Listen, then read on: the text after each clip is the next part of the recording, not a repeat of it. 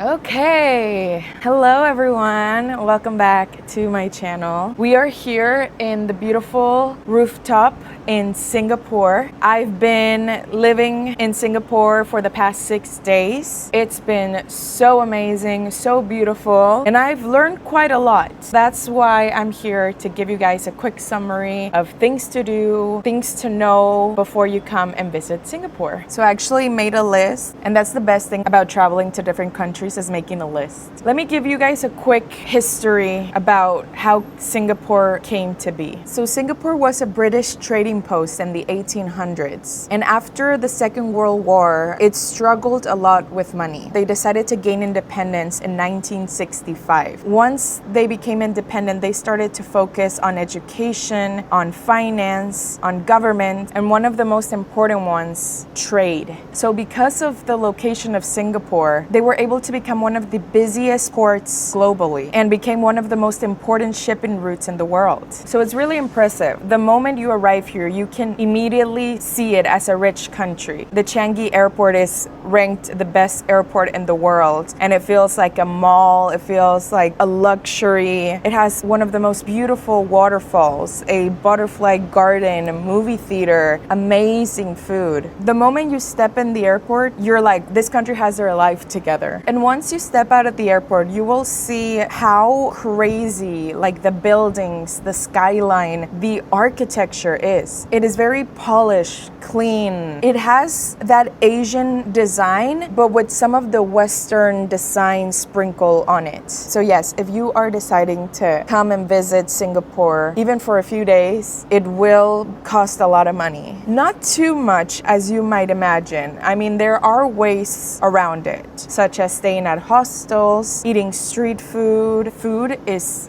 amazing here. Here are some of the foods that you have to try: chili crab, laksa, and chicken rice. And you can even eat Michelin rated food for under $10. It is amazing. It's also one of the easiest cities to get around. The metro is clean, it's fast, and you can literally just tap your credit card and you don't even need a ticket. They also use the Grab app here. You can see it in a lot of Asian countries like Thailand, Bali, Philippines. Definitely download that if you are thinking of using a car as a mode of transport. Another thing that you guys should know is it's one of the most safest countries in the world. You can literally walk alone at night without fear, but because of that, there are strict laws that you have to follow. No chewing gum anywhere. Of course, no jaywalking, no littering, things like that. They really take it seriously. The currency of Singapore dollar and the conversion, I will put them down here below. It is not that different from US dollars. One Singapore dollar is mostly 74 cents USD. Also, when it comes to like the diversity in Singapore, it is one of the most multicultural places I've ever seen. There is a lot of Chinese people, Malaysian, Indian, Muslims, and even Westerners. Different religions, temples. Singapore feels like this like little tiny island full of diversity. Because it is so diverse, English is the main language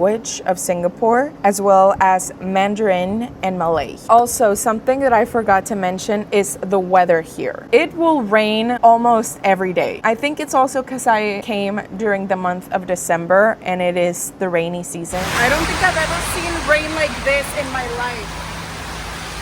This is crazy. It is humid.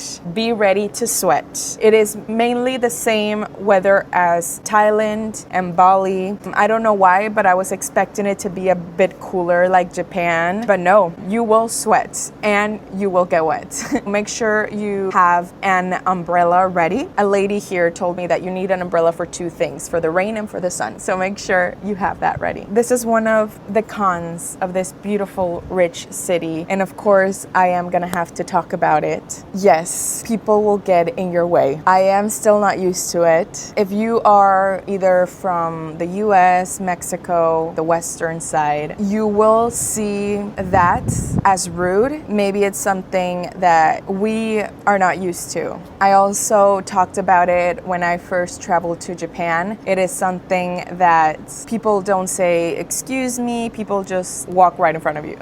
It takes a lot to get used to. Same with the customer service. service. It is usually just like blunt, direct, and really not warm. Definitely get used to that as well. You just have to remember that they're not rude on purpose. It is part of their culture and the way that they interact with each other. Most Asian places are countries that people don't usually interact with each other or strangers. They have to get used to being with you until they are warm. But yeah, I think that's everything I learned from being here for 6 days. We're actually going to Japan in a few hours. We're heading back to the amazing airport. Make sure you stay tuned for that adventure. And if you haven't seen my full Singapore videos, they're gonna be down below in the description so you can see my full crazy adventure. Thank you all for watching. If you like this video, if it was useful, please give it a like, please subscribe, and I'll see you guys in the next video. Thank you and goodbye.